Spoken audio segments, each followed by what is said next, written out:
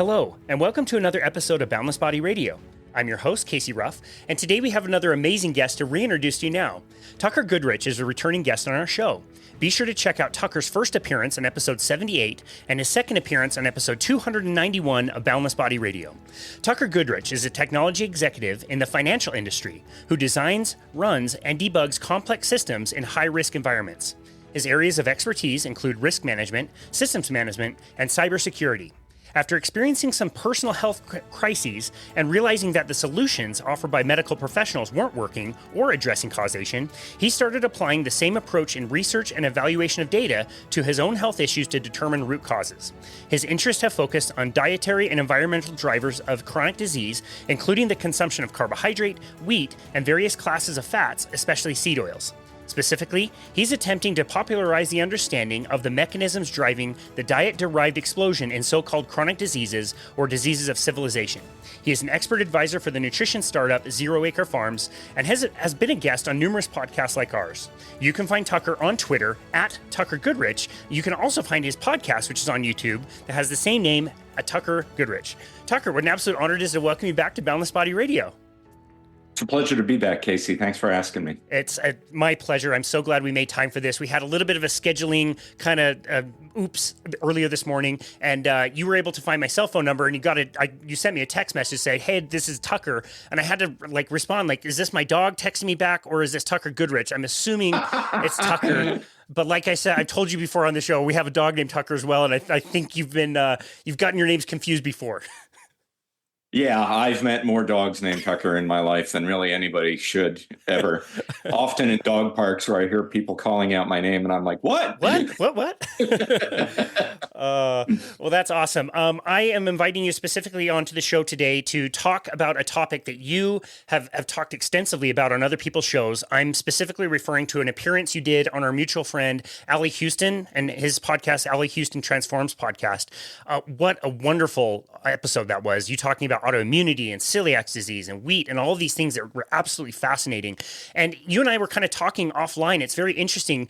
Oftentimes we'll put out content and not really get a ton of feedback. And you had not gotten a ton of feedback on that episode. So if nothing else, really happy just to come on and say, you did an amazing job. I will never be able to do as good a job hosting as Allie does. He's absolutely brilliant. Allie's great, but you do a good job too. Don't sell yourself short. I was thinking about taking that episode and just cutting out your parts and editing me wording Allie's questions. But I figured that would be a little disingenuous, and I figured I'd have to have you on the show to ask my own questions. There you go. Well, I'm sure you'll be asking great questions, so no worries there. Well, it's been longer than I thought since you've been back on the show. So as you know, we've heard your personal story. I don't think we've heard as much of it as it relates to autoimmune and your interest in autoimmune. We obviously have talked a lot about seed oils and all kinds of things related to polyunsaturated fats in our diet. I would love to hear your personal journey through autoimmunity, and then we can maybe get to what even is autoimmunity. I think the term gets thrown around a lot without people truly understanding what's actually going on. Yeah. So, I grew up in a family with a history of autoimmunity, mild stuff by the scheme of things, right? I had asthma as a kid. I've had exercise and cold-induced asthma. I had eczema. My father didn't have asthma, but he had eczema so bad that it basically destroyed the fingerprints on all of his fingers. My grandfather probably had some kind of an autoimmune condition. He had problems with vertigo. I don't want to get into the whole thing because it gets kind of tedious. But as I was getting into my late 30s, I started having more and more severe autoimmune problems. I started getting all sorts of, there's a line, but there's kind of a fine line between immunity and autoimmunity. A lot of autoimmune conditions can be kicked off by an infection. So it's, for instance, type 1 diabetes often is preceded by some sort of infection. And then the body kicks into this panic mode, I guess you could say, right? So for instance, I had a lot of sinus infections at one point, and my doctor put me on penicillin, and I had a reaction to the penicillin, hives, and so he chalked me down as being allergic to penicillin. I at one point had to have a imaging test prior to a surgery, and the chemical they call contrast gave me another autoimmune reaction with hives. So I was like, my daughter had autoimmune problems. My father and I both had to have shots for allergies. My daughter was on track to having shots for her allergies. And luckily for her, I was able to figure out what was causing it, right? Initially as a hypothesis, and then confirmed by her allergist, who amusingly enough had taken over the practice that I had seen when I was a kid. And that resulted in her allergist firing her as a patient, saying, "You don't need to come here anymore. You're not showing any further symptoms of, allergies or autoimmune disease. So, take a Claritin if you have some symptoms, but you're not bad enough to be a patient of mine anymore." Wow. So that was pretty cool. And, in my fixing my diet at the same time that I was fixing her diet, because the poor thing depended on me for food, I saw all of my allergies and asthma go away and never to return. I mean, the one thing that I could never shake was a dust allergy, right? So whenever I had to clean the house, I would have this massive reaction to that. And typically I would prophylactically take some allergy medicine, Sudafed or whatever, Claritin. And it just isn't an issue. I've moved a few times. I've had to clean up. We all know that, that stirs up a lot of dust, no matter how good we are at housekeeping. And, I'll sneeze a couple times and that's it. I just don't have any reaction anymore. So it's been probably one of the most surprising and happy side effects of fixing my diet is to see all of my allergies and my asthma and everything else is just gone. And it's been 13 years now, the longest period of my life I've been able to go without any sort of serious allergic problem. The penicillin allergy, to put allergy in quotes, I read a great article in the New York Times, and you can't often say it was a great article when it's in the New York Times, but it was talking about how a lot of people have what seems to be an allergic reaction to penicillin, and then on a re-challenge, nothing happens. So I went to my daughter's allergist and had him do a re-challenge with penicillin while I was sitting in his office. And, they shot me up and I sat there for an hour and a half and nothing happened. And they wiped the diagnosis of allergic to penicillin off my chart. So wow, that was a good thing. Wow. A good experience all around. Yeah, that's great. And a lot of people would say, like, since it's been in your family for so long, this is a genetic thing. Your daughter also getting it would strongly signal that this is something that you just have to deal with. Very lucky for her, because it sounds like she was absolutely terrified of needles. Is that the case? Oh, yeah. Did I mention that in Allie's thing? You oh, did. Yeah. So I got a phone call. I was at work probably half an hour away from where she was in the process of a doctor's appointment. And she was, 4 or 5 maybe at that point. And they pulled out the needle to give her some vaccine. And she freaked out and ran out the door of the doctor's office and was running around downtown Westport screaming, no, you're not going to give me a shot. So I had to leave work, drive there, catch her, and bring her back to the doctor's office to get her shot. That's amazing. It's so savage. It was pretty funny. So yeah, she was not happy about the prospect of having to go through a multi-year course of, antigen infections to help her with her allergies. And I mean, I went through that too. And, I was still allergic to most of the stuff that I was allergic to afterward. It was better for sure, but it's not like that's a magic bullet. So yeah, that was very, very happy for her that she didn't have to go through that the way I didn't, the way my father did. Yeah. But yeah, it's, but I mean, sure. It's clearly there's a big genetic component, but every, genes only operate in the context of an environment, right? And there's always an interplay between the environment and your genes. I know a fellow, oh gosh darn, he's the guy who founded the Ancestral Health Symposium. And I'm blanking on his name right now, but he had a severe genetic disease that basically meant he couldn't go out in the sun, right? And he, when he went on a paleo diet, he was able to resolve that to the point where the last time I saw him, when I went to the Ancestral Health Symposium in Los Angeles in 2021, I think, 2021, he was tan and sitting outside and, no problem being in the sun anymore. And this was, a guy who had a lifelong genetic condition that he was able to completely resolve by altering his diet. Wow. So, wow. Yeah, I mean, just because, you can't always do that, but sometimes you can. Yeah. Well, you and I talked about that last time about sun tolerance, and we see it all the time in this world when people change their diets and all of a sudden they're very much resistant to getting sunburns and can stay out in the sun much longer, have way better tolerance. So what is it? You mentioned diet. You mentioned, all of these things being, there is a genetic component, but that doesn't mean that we're necessarily going to have to deal with these. What did you learn about our life and our lifestyles, in particular our diet, that is causing these autoimmune conditions that seem like they're just increasing all the time with everybody? Yeah, so just to be clear, most primitive societies, and I say primitive, and people may get wigged out over that, but I say it in the most complimentary way possible because they seem to do way better with their health than we civilized people do. So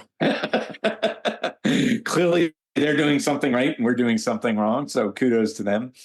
Don't have autoimmune diseases. And I bought a book years ago called Western Diseases, Their Causes and Prevention by Burkitt and Trowell. And when they got into their autoimmune section, discussing their experience as physicians and doctors, they said that most of these autoimmune diseases are unknown in Africa in traditional societies, right? So something about the modern diet was causing people to start seeing these autoimmune conditions become more and more common. Now, probably the oldest autoimmune condition and one of the more interesting dietary transitions that we know of is celiac disease, right? Celiac has a clear genetic component. The people who are most likely to get it have a specific pattern, genetic pattern.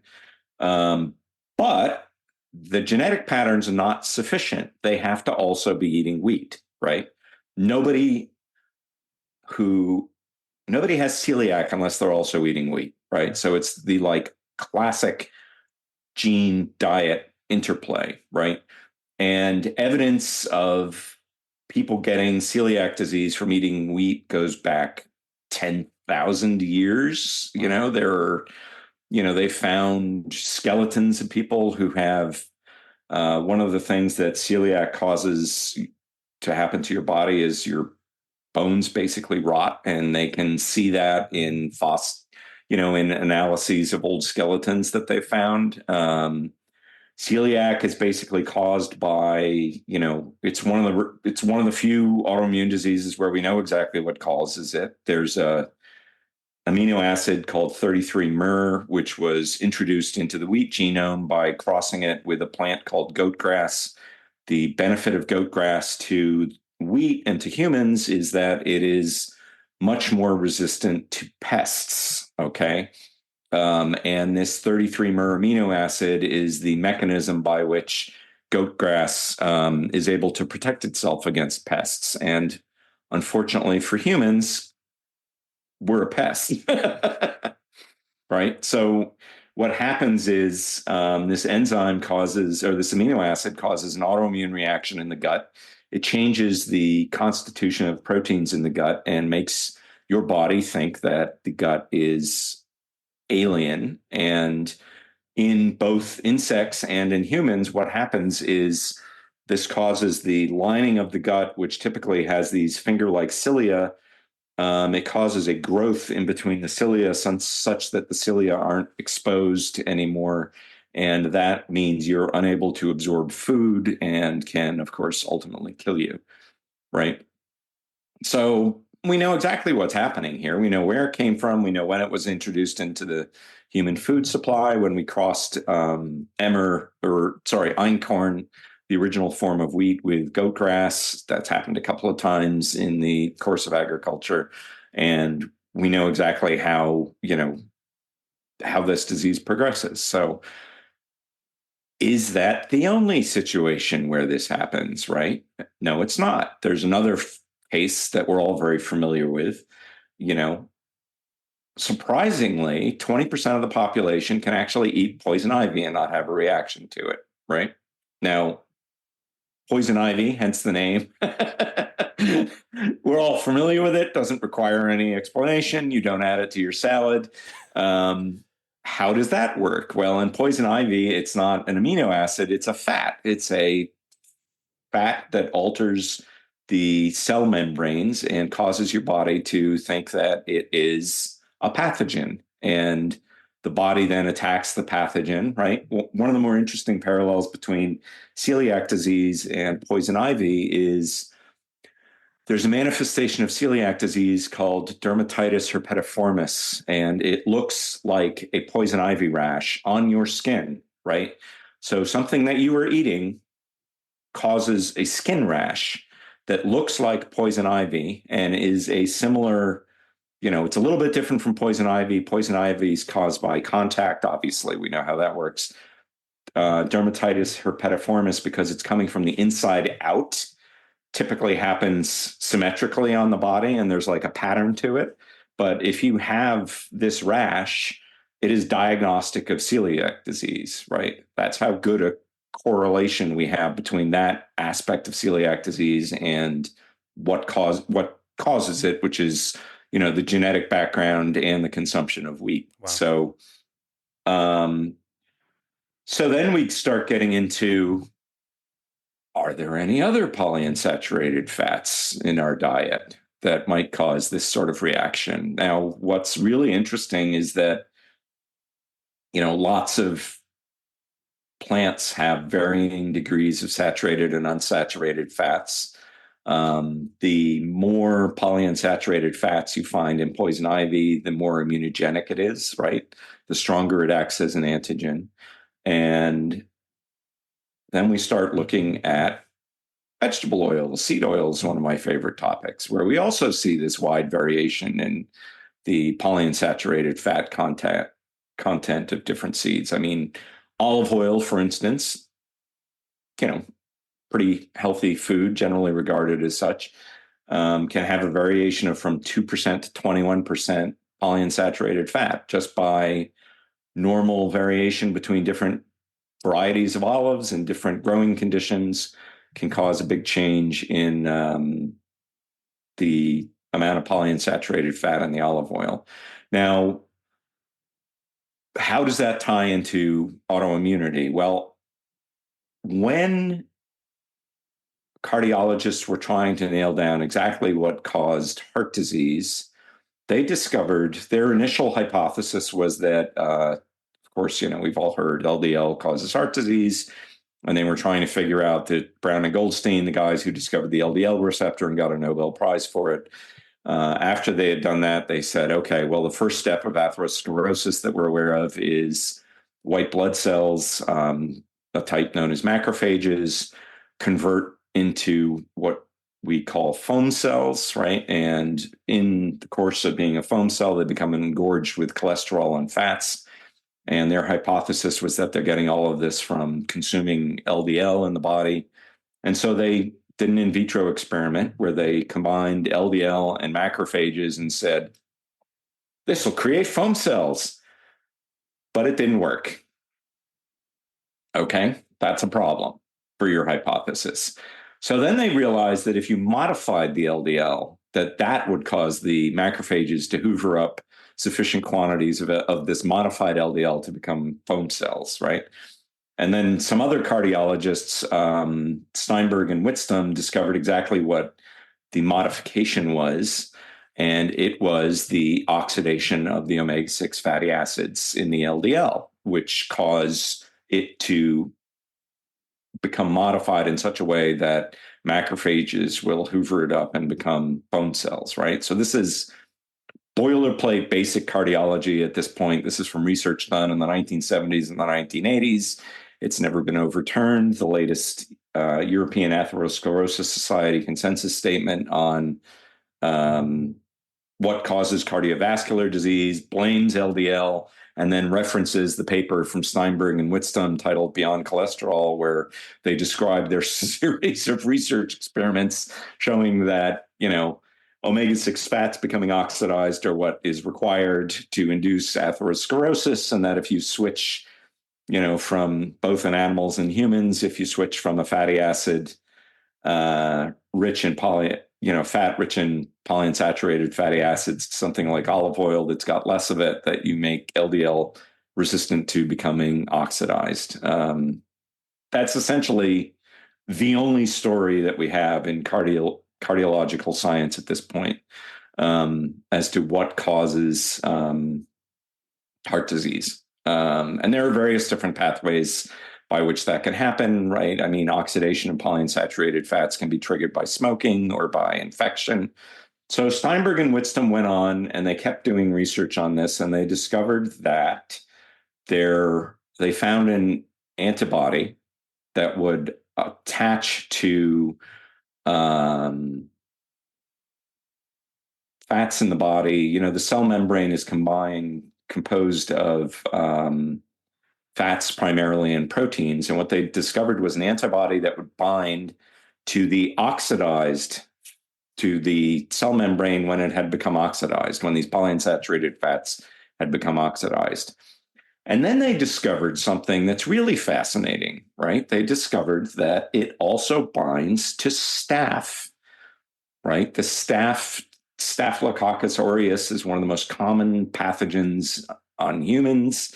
Every single one of us has it living in our skin, and it's what causes, the MRSA is a type of staph infection that, is resistant to antibiotics. It's it's one of the most common pathogens, so common that, we have a germline level antibody, meaning an antibody that's hard coded into our genes to protect us from this pathogen. And when you get oxidized omega-6 fats in your body can't distinguish it from a pathogen infection.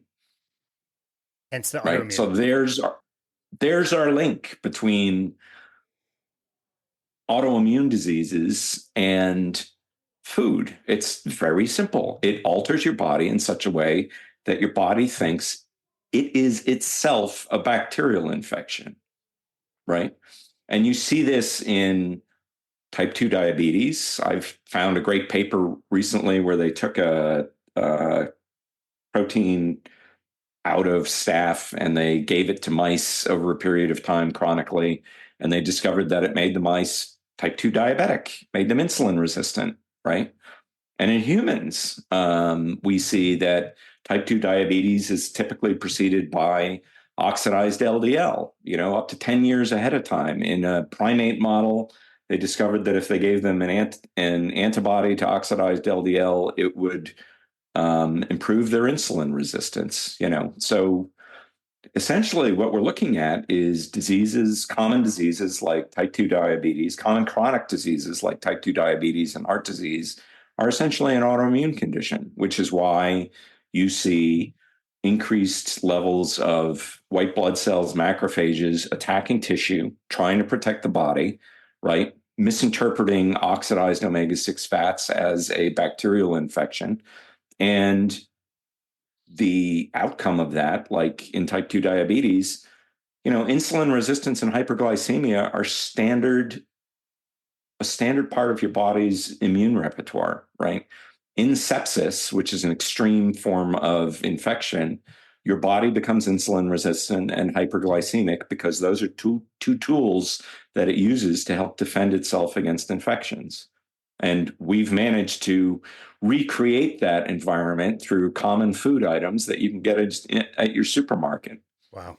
Wow, that's so fascinating. I do have some questions about wheat, but while we're on the topic of oxidized fats, can you tell us a little bit more about how fats oxidize and the different types of fats and I guess their ability to be oxidized?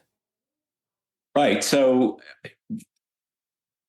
I'll try and keep this short just because I imagine a lot of people have heard about this. So they're effectively, uh, from the standpoint of oxidation, there are three kinds of fats: saturated, monounsaturated, and polyunsaturated, right? And saturated fats are the ones that are most resistant to oxidation. They're the ones that are typically solid at room temperature. We have monounsaturated fats, which are essentially missing a couple of hydrogen atoms. And so a fat is a chain of carbons with hydrogen atoms attached along either side of it. If you remove a pair of hydrogens, the carbon attaches to itself again, and you get an unsaturation point. It's not saturated with hydrogen atoms. Polyunsaturated and saturated fats are missing more than one set of hydrogen atoms. So polyunsaturated, right? More than a single saturation. So the more points of unsaturation that you have, the more susceptible the fat is to oxygen coming in and attaching itself to the carbons and essentially breaking the fat apart, right? And these peroxidized fats become bioactive. They often have, they're much, surprisingly, based on how much saturated fats have been demonized over the years, a saturated fat is pretty inert. It doesn't really do anything. It doesn't really react to things. It's why, for instance, you can leave a bar of soap sitting on your shelf and nothing will happen to it. Whereas, for instance, if you soak a rag in a polyunsaturated fat, it can potentially burst into flames if you put it out in the sun, which is kind of crazy to think of. But, when I was living in Idaho, my washing machine had a warning label on it saying, do not use to wash things with vegetable or cooking oils, because if they get heated up, it could cause them to burst into flames and you'll have a house fire, right? That's insane. On my washing machine. Now that the problem is that same process can happen in your body, right? If you have polyunsaturated fats in your cells, they are extremely susceptible to becoming oxidized. The common word for oxidation is rancidity. And when these fats become rancid, they become toxic. And, there's a variety of different things that polyunsaturated fats can become once they become oxidized. But one of the things that happens when they become oxidized is they trigger an immune response in the body, right?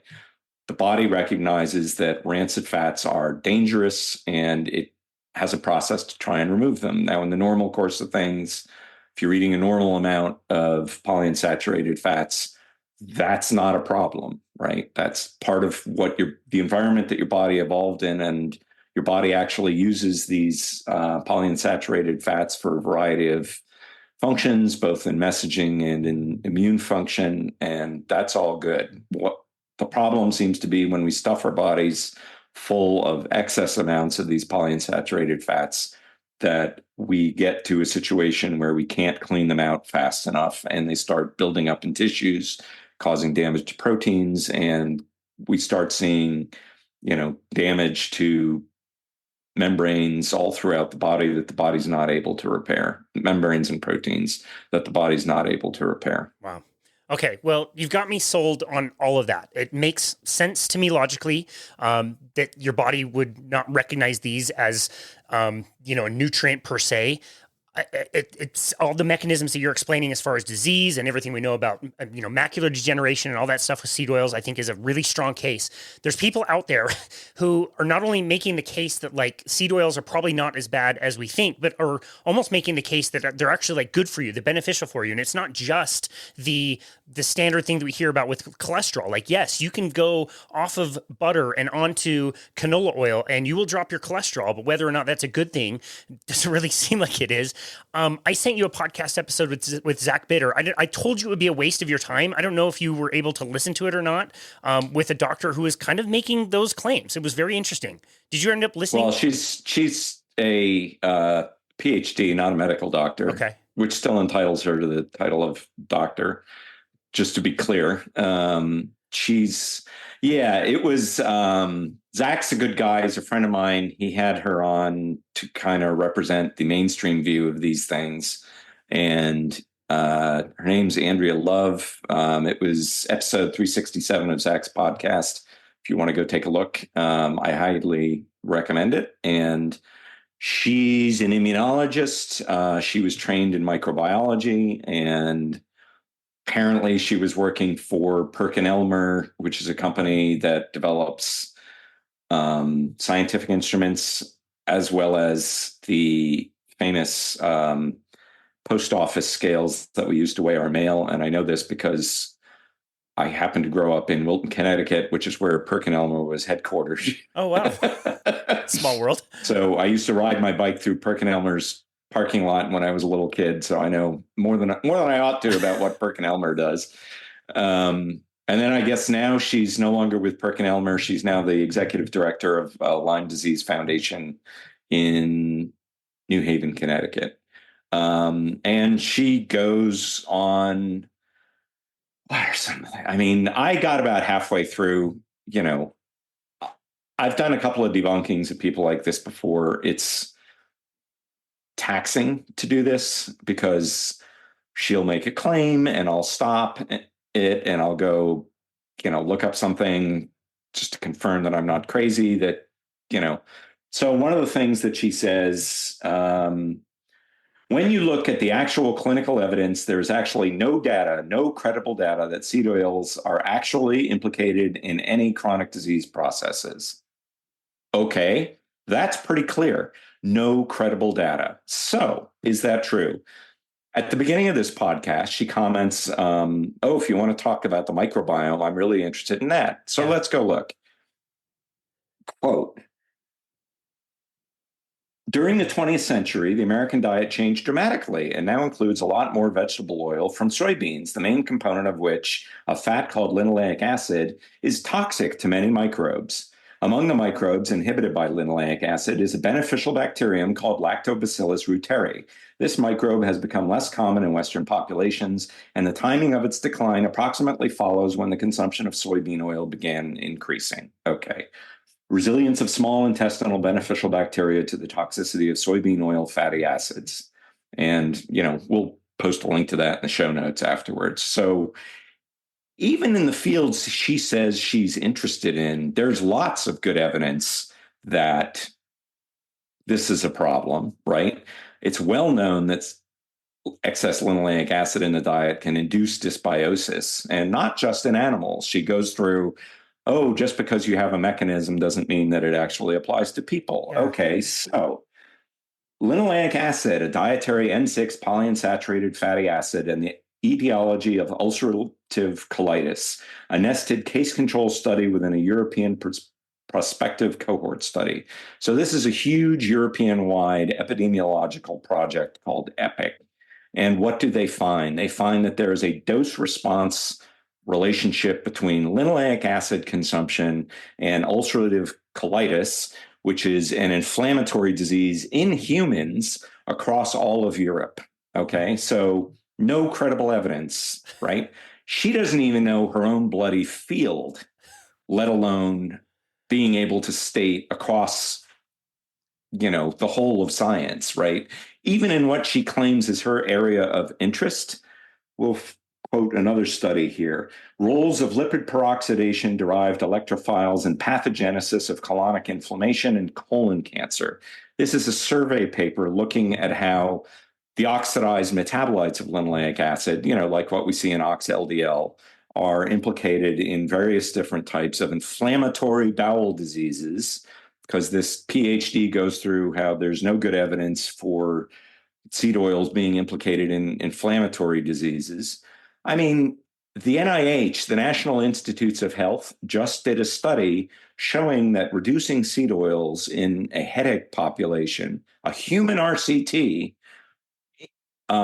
made a human inflammatory disease significantly better, in fact, than we are able to accomplish with any pharmaceutical regimen for these people. Wow. So, yeah, there's a lot of credible evidence, and then now after saying that there's no credible evidence, she mentions that, the American Heart Association says that linoleic acid is good for you. And then Zach brings up the Minnesota Coronary Survey. Okay. So and then she goes through that, and I won't, it's at 39:21 in the video. She knows very little about the study, but she looks it up while she's talking to Zach. She misrepresents the findings of the study, the most important of which was that it increased mortality in the group that had the higher seed oil consumption, right? That's right. This was a study that was, well, let's back up a little bit, right? Since she mentions the American Heart Association promotes the consumption of seed oils for heart disease, which she's correct about, they do, right? And when did they start doing that? In 1961, they published a paper saying that, seed oils lower cholesterol, which is true. They had never done a human RCT at that point to prove that that would be beneficial to humans. They mentioned one that was underway, which found that essentially it didn't work very well. A number of other ones came out, all of which also found that it caused more heart disease and higher rates of mortality.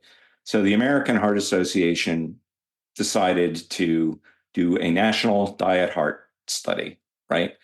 This was one of the biggest health projects at the time. It was started by the scientists who had written the 1961 American Heart Association advisory that people should consume seed oils. And it was supposed to be the definitive test of are seed oils beneficial for cardiovascular disease, right? So what happened? The National Diet Heart Study, they decided, was too big and complicated, but luckily they had done the most rigorous part of it was what became the Minnesota Coronary Survey. The fellow who designed this study was a guy we've all heard of, Ansel Keys, right? Ansel Keys was one of the principal investigators of the Minnesota Coronary Survey. So not only was this designed and run by people running the American Heart Association, it involved the National Institutes of Health. The Census Bureau was involved in helping to find people who could participate in this study. A bunch of life insurance companies who were very happy to do something that would, reduce their payouts also helped. I mean, it was a national project. It was the biggest health study ever undertaken in the world up until that point, with all the top people involved, right? So they found that They found that it did indeed lower cholesterol, but it increased mortality. And that the increase in mortality was proportional to how effectively it lowered cholesterol, right? To this day, this is the biggest, most carefully controlled study looking at the interaction of seed oil consumption and heart disease. So what does Dr. Andrea have to say about it? It's pretty painful. She misrepresents the findings. She doesn't mention that they found that it actually increased mortality, right? She doesn't mention that when they found this, that they hid the results for 16 years, right? She doesn't mention that the principal investigator, Ansel Keys, wouldn't sign the final study, right? So when it came out, it only listed Ivan France as one of the principal investigators, right? Keys dropped out.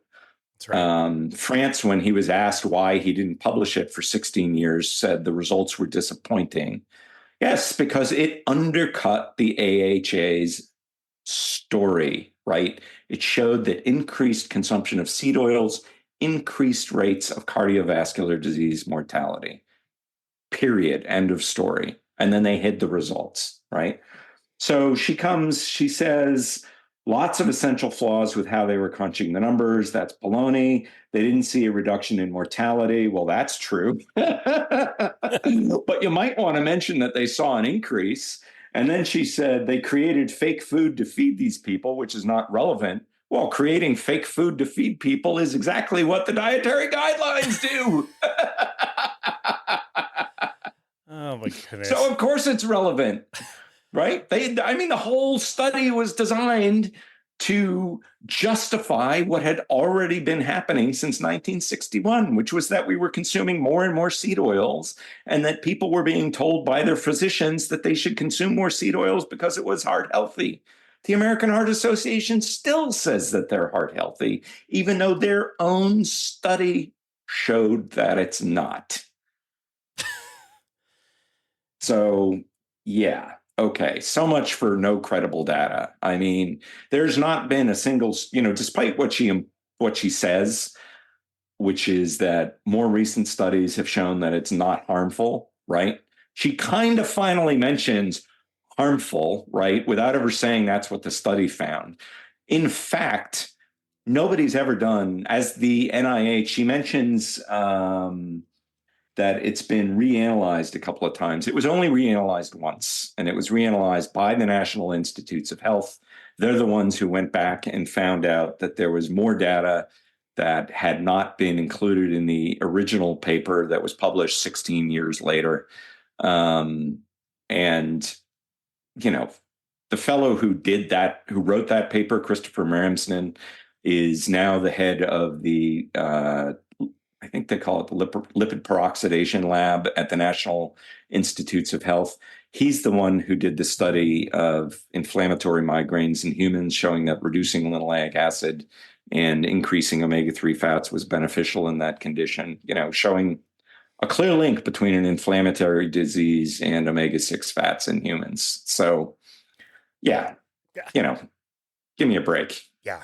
Well, I got about halfway through it, and then, it was just kind of nonsense. Yeah. Well, I'm glad you didn't waste too much time on it. I really appreciate that rebuttal to some of the things. It was also like the way she was saying things. You can kind of pick it up on like your bullshit meter when people are saying like seed oils apparently are so bad for you.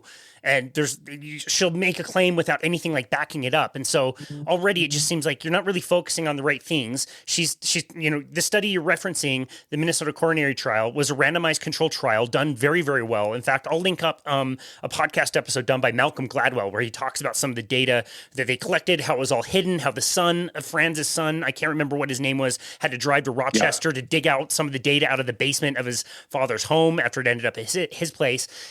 This is like you said, a very well done study that didn't go the way they wanted it to, so they just buried the data. And she's on this podcast talking about how great epidemiological surveys are, like asking people what they ate for the last year and how good of data that is. It's just bullshit. It's complete and utter bullshit.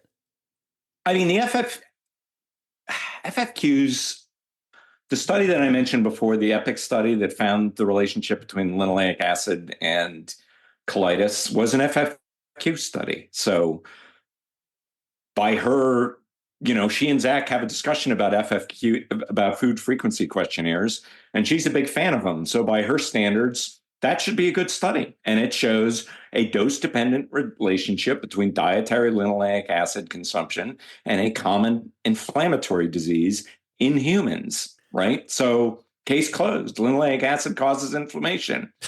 All right, let's move on. So, but apparently she's not aware of that study, or she just doesn't have the curiosity. But you know what? And this is what gets back to my Wall Street stuff. If you're going to go say there's no evidence for something, you bloody well better be sure, okay? You can say, I'm not aware of any evidence or whatever, but if you're going to say, when you look at the actual clinical evidence, there is actually no data, no credible data that seed oils are actually implicated in any chronic disease processes, you're lying. If you don't say, I'm not aware, you're lying, okay? And her own field of interest, the microbiome, we have good evidence that these things cause, both in humans and in animals, that these things cause inflammation, right? Yep. I mean, give me a break. Yeah.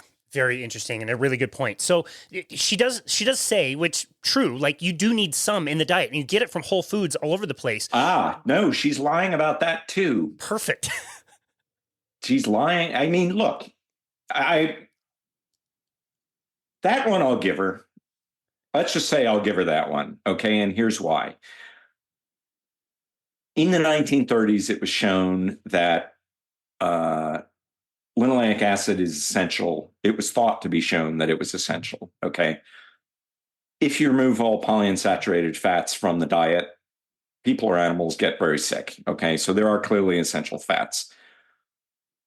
The research that was done to show that linoleic acid is not essential was only done within the last few years, okay, by a group in Boston that was trying to demonstrate that a low linoleic acid therapy was okay in humans because it had the actually essential fats, DHA and arachidonic acid, right? But you know what? She's got a PhD. She claims to be an expert. I'll give her that one, though. It was recent research. Not everybody's aware of it. I've talked to some guys I respect who weren't aware of that little piece of research that was done. I did interview Tom Brenna in episode 5 of my podcast, who is the gentleman who inspired that line of research. So, if you go look at that, we discuss it a little bit at the end. And basically what they did, and this is another funny thing about her whole, she goes on about mechanism and animal research and blah, blah, blah, and how important it is to show this stuff in humans. Well, the data she cites for linoleic acid being essential was only shown in rodents, right? Nobody's ever done a RCT in humans trying to induce essential fatty acid deficiency. It was done by accident in the course of therapy, right? And what they discovered is that if you have too much linoleic acid in the course of this therapy called total parenteral nutrition, TPN, that it's super harmful for humans, right? And if you give them nothing but linoleic acid, humans will become omega-3 fatty acid deficient and get very sick, right? But again, make up your mind. Are these mechanisms dependent? Is an animal model okay? Well, according to her, it's okay when you're going to say linoleic acid is essential, right? But so what they did to finally disprove it, because again, this is research that's never going to be done in humans. You can't intentionally put humans on a diet that's going to cause harm, right? So finally what they did is they took mice, they put them on a diet that had long chain animal-based fatty acids, polyunsaturated fatty acids, omega-3 DHA and omega-6 arachidonic acid. And they sustained this rodent population for 10 generations of mama having babies, babies having babies, on and on and on for 10 generations. And they were all perfectly normal without any linoleic acid for 10 generations. Wow. So it's clearly not essential. If I was going to bet in humans, I would say that it may well be essential at some tiny level, but it's such a low level that there has never been a case in history of a human becoming deficient in omega-6 fatty acids outside of a lab or a physician's care, right? Never happened. Yeah. It's just impossible. Okay, yeah, that's claiming that, you need to eat lots of omega-6 fatty acids because it's essential is BS. Okay, yeah. Well, I really appreciate that. I certainly wasn't convinced by her argument. I was curious that anybody would make the argument. It definitely didn't convince me. But I really appreciate the rebuttals and the way you kind of think about that and approach that. Is there anything else we want to talk about as far as the seed oils and inflammation goes before I ask you a few questions about wheat as well? No, we'll probably get back into that so one of the other things she talks about is biomarkers, right? There are a couple of biomarker studies looking at linoleic acid, right? Which is technically, they're measuring it in plasma. There are lots of other biomarkers of linoleic acid consumption, right? Some of them directly cause inflammation, right? Why not look at those? I mean, honestly, the funny thing about linoleic acid is that they're right. It doesn't cause inflammation in the native form.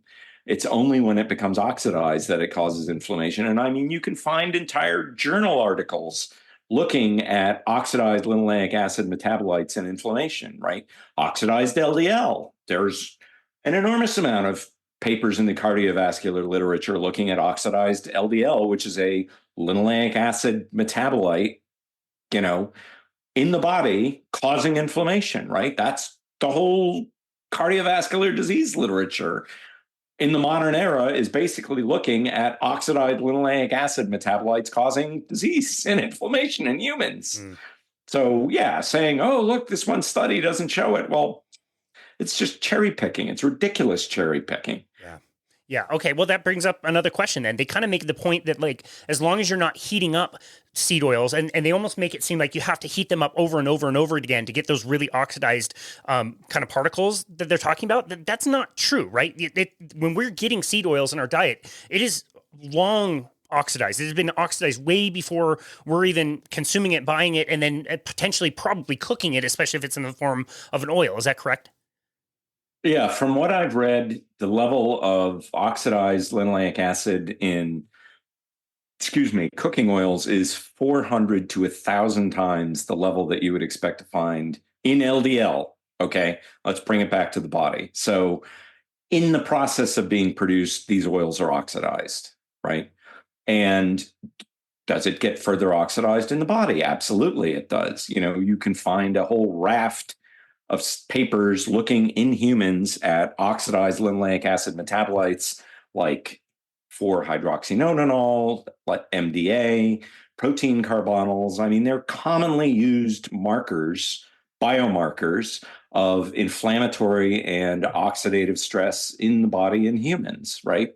There's tons and hundreds of thousands of papers, literally, looking at these things, right? Claiming that there's no credible evidence. Pah! It's just baloney. Wow. Wow. Okay. On that note, again, I had some questions about wheat that I wanted to ask you. You hear stories that our wheat has been greatly modified and transformed in the last 50 to, say, 100 years. We know that Europe has different rules about their wheat than we do here in America with our wheat. What you were saying earlier, I thought was really curious, that when we started consuming wheat, we could look in the skeletons and already see that it was causing problems. So is wheat itself in its normal original form as inflammatory as our current wheat? Is it just that we modified it so much today, or has this always been a problem and not really a safe food for humans? So the original form of wheat is called einkorn. It's apparently still grown and consumed in the biblical lands, in the area around Israel. It supposedly does not contain the amino acid that was crossbred in when it was crossed with goat grass, right? All modern wheat has this amino acid, and it's actually, but it's not a recent problem, right? But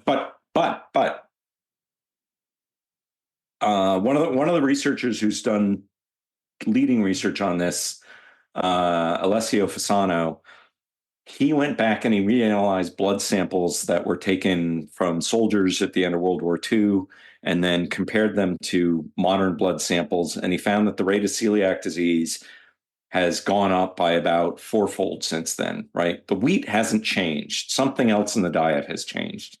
Fasano's hypothesis is that it's something to do with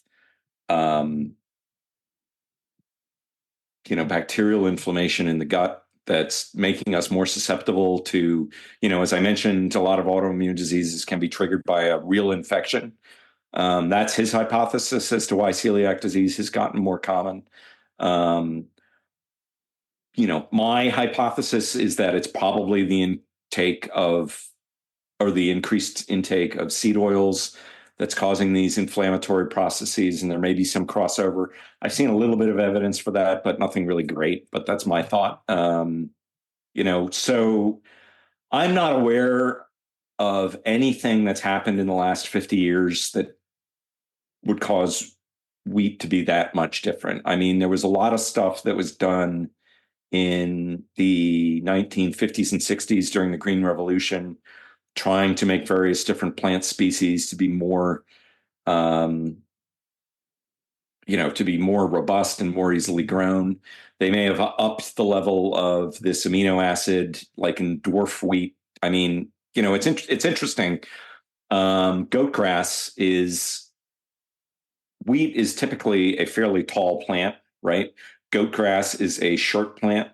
When you take dwarf wheat, which is dwarf winter wheat, which is most of the wheat that's grown in the earth nowadays, it's almost indistinguishable from goat grass. And cross-contamination of wheat with goat grass is a big problem because it's tough to tell the two plants and the seeds apart. So, but the original crossing of goat grass was done 10,000 years ago, right? And, we have lots of evidence of, celiac disease was discovered to be caused by wheat during World War II, long before any of the Green Revolution research was done, so it's an older problem. I looked into this a lot and I can't find anything that would point the finger at something dramatically novel happening to wheat in the last 50 years. Celiac disease was first described 1800 years ago. Oh, wow. It's an old disease. It's an old human disease. Okay. So, I'm super gluten intolerant myself. I don't know exactly why. Depending on what country I'm in, I would or would not be diagnosable as being celiac disease. There are different diagnostic standards. I do not have the genetic marker for celiac disease that I was talking about earlier. But I did have the tissue transglutaminase autoantibody when I was tested for it shortly after I quit eating wheat. And I have reactions to stuff that are supposed to be celiac safe, like whiskey. Damn it. Damn it. Damn it. So I can't drink whiskey, which is a bummer. That sucks. And beer is definitely out for me. So this is a topic near and dear to my heart because I was a big fan of microbrews and single malt scotches and all this stuff until I realized what it was doing to me. And I was hospitalized a bunch of times. Beer makes my stomach lining rupture and start bleeding. And, oh my goodness. Even a 6-pack of beer over a few days will do that and I'll start vomiting blood. So this is like a big deal for me. Wow. And I've done a lot of research into it, and I think, I think anybody who has, my long and short of this is anybody who has any kind of autoimmune disease, allergies, asthma. Wheat's a known cause of, they call it baker's asthma, right? It's implicated in cold-induced asthma, which I also used to have. So basically what I tell anybody who has any sort of autoimmune disease is you should try going on a gluten-free diet. And you'll probably see some benefit because there's lots of cross associations between celiac and every single autoimmune disease I was able to look at. But,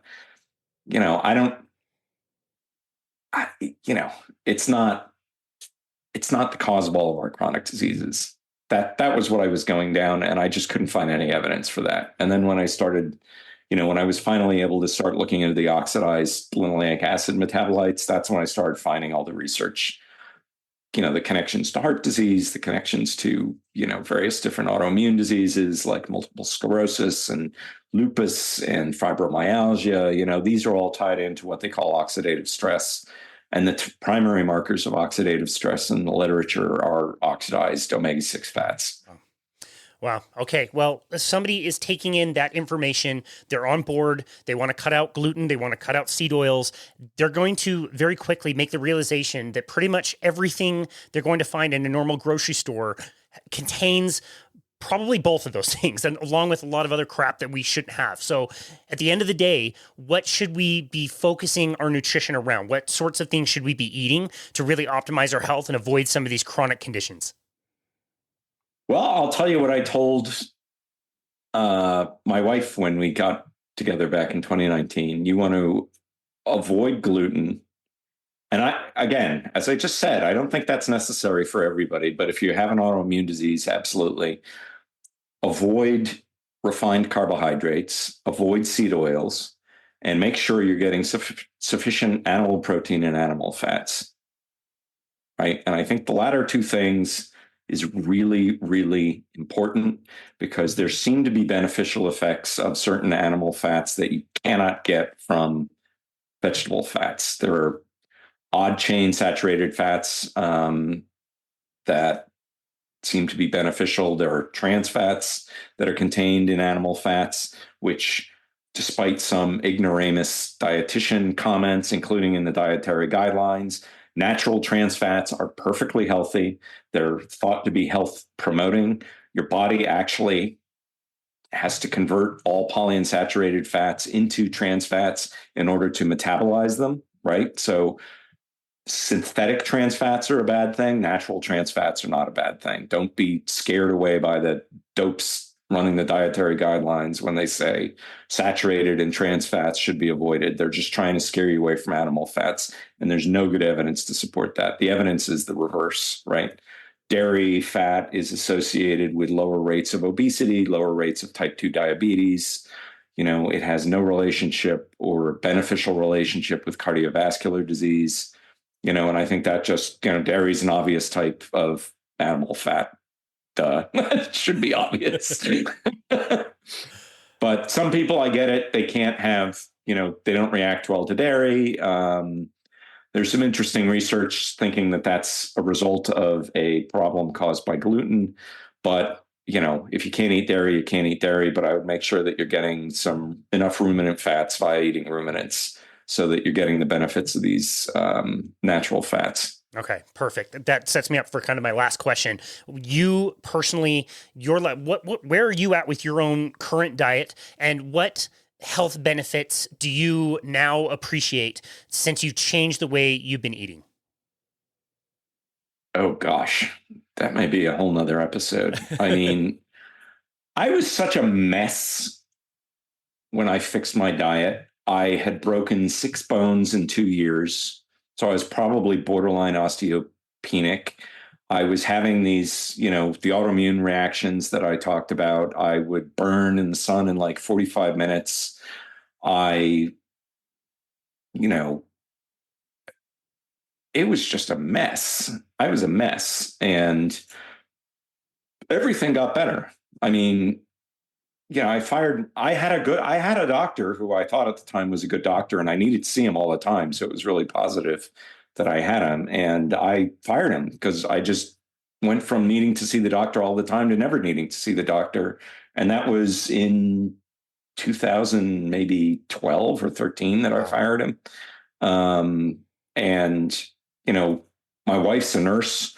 It was a really funny conversation when my wife and so when I told my wife that, right, when I gave her that advice, she's now my wife. At the time we had gone to high school together and then gone our separate ways and got back together in 2019 and discovered we were perfect for each other. So I gave her that piece of advice. She was a vegan at the time, right? And not just a vegan, she was a Michael Grieger vegan. She was an organic farmer. She made all of her own, or most of her own food in her own organic farm on her property up in upstate New York. And she was overweight. She had an autoimmune disease. So I gave her that advice. And, I don't like to argue with people. She's a friend. She asked me, what are you doing? Because we went out to dinner and I had to have this long negotiation with the waitress about what I could eat. And she's like, well, you look great. What do you do? What are you doing? What should I do? And I told her, and she called me up like 2 weeks later or 3 weeks later. And she said, okay, I'm doing what you said. And I've lost 17 pounds so far. Wow. In a few weeks. Wow. And she went on to lose 56 pounds in 3 months. And she put her autoimmune disease in remission. She had fibromyalgia since her 20s. triggered by a very stressful event in her life. But she had been to see all the best, doctors in New York City, where she was living at the time. And she was probably about 30 years into an autoimmune disease, and it went into remission in a couple of months. Wow. And now it comes back when we go out and, if we go out and eat out at restaurants for a couple of days in a row, there's enough seed oils to bring back her fibromyalgia. But other than that, she's great. Wow. So 30 years of pain gone. Amazing. Wow. And so what is a day of eating like for you now? Oh, yeah. So what do I eat? Beef. I try and avoid concentrated sources of seed oils. The thing I'm really afraid of is gluten. I can't eat any gluten. I can't even get trace amounts of gluten. That doesn't hold for everybody. That's my particular case. So I don't eat any gluten at all. I eat other starches, safe starches, like rice or potatoes or whatever. I try and avoid concentrated sources of omega-6 fats, which obviously means seed oils or things made with seed oils, like most kinds of mayonnaise. I don't use a lot of olive oil in cooking. I avoid animals, industrially raised animals like chicken and pork for the most part. I mean, I'll eat some pork, hardly any chicken. Honest to God, if you don't eat any chicken, you're never going to miss it. And then I try to get ruminants because they have very low levels of polyunsaturates and very low levels of omega-6 polyunsaturates. Pastured ones have more natural levels of omega-3s. Pastured dairy, right, which again has better levels of omega-3s. I try and get enough fish. It's a bit of a challenge with my wife. She didn't like fish. She's kind of coming around and we're eating more fish, but I think it's important to get sufficient omega-3 fats, but that doesn't mean you need to be taking fish oil pills. It means avoid, the most important thing you can do to increase your omega-3 fats is to decrease your omega-6 fats, and they will come up naturally. There's some sort of cross contamination where too much omega-6 lowers even long chain omega-3 fats in the body. So you want to do that. And then, I eat a bit more sugar now than I used to. I went on a low sugar diet when I was in my teens because of my cavities. And my dental health continued to get worse until I dropped seed oils. And then, I have had exactly one cavity since I was 19 years old. Wow. After having a whole mouthful of them when I was a kid. Yeah. Thanks to the dentist who told me, if you don't want any more cavities, stop eating sugar. Well, he was right about that. Yep. But, I realized when I started learning more about diets that if you're eating a healthy diet, you could probably get away with a bit more sugar than I used to eat. And, for decades, I would go through reading all the labels in the supermarket. It was one of the reasons why fixing my diet was easy for me, because I was already reading all the labels, looking for added sugar and avoiding those foods. So I had to add a couple more things into what I was looking for, but it was pretty easy to cut it out. Wow. And, luckily this has all gotten a lot easier now than when I started doing it. I mean, you can go to a Costco and eat paleo. They've got gluten-free versions of lots of different foods. Avoiding seed oils is a bit more challenging, but certainly not impossible. I mean, the whole dairy department, the beef department, the produce department is all great. There's lots of stuff to eat in the supermarket once you know what to look for. Yep. I hope that's encouraging for somebody who's thinking like, this is going to be way too restrictive. I can't really pull this off. Just remember, there's so many other really good options, like you just listed, that we can construct our diet around if you want to avoid some of these chronic diseases. This has been an enlightening discussion. I would be remiss if I didn't plug the CD app that my partner, Brian Curley, and his wife, Ashley, and I have started, which is a way to help people find foods in the supermarket that are low in seed oils, because it is nice to have some processed foods once in a while. I mean, I like potato chips, not often, but once in a while I have potato chips, and there are now some good alternatives for potato chips cooked in coconut oil. I've seen avocado oil. They're even starting to do stuff in beef tallow, So we put this app together to help people shop because it can be pretty overwhelming when you go to not everybody's going to do what I do. I mean, I once went to a Whole Foods and spent my lunch hour going through the salad dressing aisle. It's ridiculous. Reading every single ingredient level. I found a single salad dressing that was actually made with olive oil. One out of the whole ball. Wow. That's one more than I would have assumed you would find. So way to sniff that one out. I wouldn't even assume that you'd be able to find one. So this app is products in the store related to like the seed oils and different products. Yeah, that's exactly right. That's what Ashley put this together as a bunch of PDFs that turned out to be really popular. So we made it into an app, and at the moment the app's free. So it's in the Apple Store and the Google Play Store, wherever people find apps, and it's just lists of products by category. So if you have, we're trying to make this easier because as you just said, it can be intimidating and it's a pain in the ass, frankly. Yeah. Hopefully that'll make it easier for folks. Excellent. We'll link that in the notes. What's the name of the app one more time? Seedy. I love it. Seedy. Awesome. Okay, great. We'll link that in the notes, like I said. Tucker, thank you so very much for your time and all this research that you put into such a really interesting topic. Where do you want people to go to find you and connect with you and your work? Well, I started up. I started up a Substack. I'm moving some of my old blog posts over to that, so I will point people to Substack. I am on Twitter, X now. I'm very active there. And I've got a YouTube podcast, or YouTube and podcast. So people can look there. Everything's under my name, Tucker Goodrich. So hopefully it should be pretty simple to find. Excellent. Like I said, we'll link all of that. Thank you again so very much for your time today to educate us all about inflammation and some of these chronic illnesses and the things we can do in our diet to help that. So great to check up with you and glad everything's going well for you. And thank you so much for taking time out of your day to chat with us. We really appreciate it.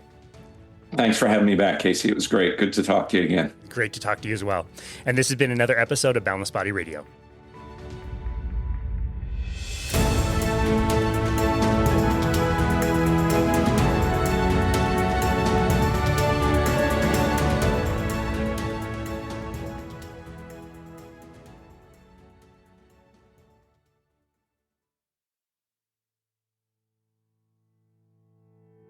Thank you so very much for continuing to listen to Boundless Body Radio. As 2023 has come to a close and we're starting another new year in 2024, I always try to reflect on not only the direction that we want to go in the future, but also how much we have grown in this last year. Our podcast has now generated well over 400,000 downloads from all over the world, and it's all thanks to fantastic listeners like yourself. I hope you are as excited for the new year as we are around here. The lineup of guests that we have coming up is absolutely staggering, and we're always striving to bring you the best content from the most amazing people in health, nutrition, and wellness. Remember that you can always head on over to our website to book a complimentary 30-minute session with us at myboundlessbody.com. On our homepage, there is a Book Now button where you can select a time to speak with us about your health and fitness plan, especially for the new year. We've absolutely loved chatting with so many of you out there to bounce ideas off each other and try to come up with plans to help you achieve specific goals. And seriously, I really do mean this. Even if it's just to say hello and introduce yourself, we absolutely love connecting with our listeners in the community. Be sure to check out our YouTube channel as well if you want to watch these full interviews and also shorter interviews on more specific topics that are taken from these interviews. We've gotten really great feedback over there, and it's also a really fun way to interact with people who comment. We read and reply to every single YouTube comment we get, so be sure to subscribe to our channel and leave as many comments as you like to keep the conversation going. And of course, if you haven't already, please leave us a 5-star rating and review on Apple Podcasts. It really is the best way to make sure that the podcast gets out to more listeners. Your 5-star ratings and reviews are the best way to support us here at Boundless Body, and to support the podcast of Boundless Body Radio really only takes a moment, and it's very meaningful to us. Cheers to 2024, and thank you again for listening to Boundless Body Radio.